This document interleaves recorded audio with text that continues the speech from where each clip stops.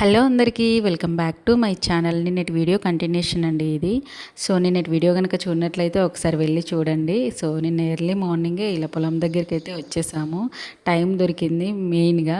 So time దొరికినప్పుడల్లా ఇలా బయటకు వస్తూ ఉంటే కొద్దిగా మైండ్ రిలాక్సింగ్గా కూడా ఉంటుందనేసి నేనైతే బయటకు వస్తాం. అండ్ మళ్ళీ ఏంటంటే కొద్దిగా యాక్టివ్గా కూడా ఉంటాం మనము.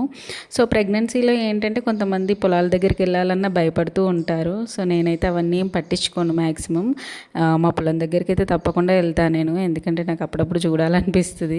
సో లాస్ట్ టైం ఎప్పుడు వంటలకు వెళ్ళినప్పుడు వచ్చాను, అప్పటికి ఇంత పెద్దగా లేదు వరి. సో చాలా పెద్దగా అయిపోయింది.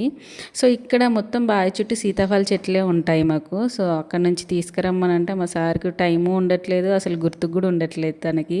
సో ఇలా కాదు, ఇక నేను వెళ్తేనే తను తీసుకొస్తాడని నేను వెళ్ళాను. ఇద్దరు బ్రదర్స్ మంచి నిదానంగా నడుస్తున్నారు ఒడ్డు పైన. వీళ్ళకి అలవాటే మ్యాక్సిమం, వాళ్ళ డాడీతో డైలీ వస్తారు కాబట్టి సో అలవాటు వీళ్ళకు. సో లోపలికైతే వెళ్ళిపోయాడు మా సారు తీసుకురావడానికి. సీతాఫలం బాగానే ఉన్నాయి, కొన్ని దొరికాయి, పర్లేదు. ఒక 1 వీక్ వరకు సరిపోతాయి మాకైతే. మళ్ళీ 1 వీక్ వరకు చెట్లు ఉన్నాయి కాబట్టి మళ్ళీ అవుతాయి, మళ్ళీ తీసుకొస్తాడు. సో ఏంటంటే ప్రెగ్నెన్సీలో డెలివరీ అవ్వకముందుకే మనకు తినాలనిపించినవి అన్నీ కూడా తినేసేయాలి, తర్వాత మనకు ఛాన్స్ ఉండదు కాబట్టి. సో నాకైతే వచ్చేసి మ్యాంగోస్, సీతాఫలం ఇవన్నీ కూడా మంచిగా ప్రెగ్నెన్సీలో మంచిగా తింటాను. నేనైతే రిటర్న్ అయితే వెళ్ళిపోతున్నాం. వీడియో కనుక నచ్చితే లైక్ చేసి సబ్స్క్రైబ్ చేసుకోండి.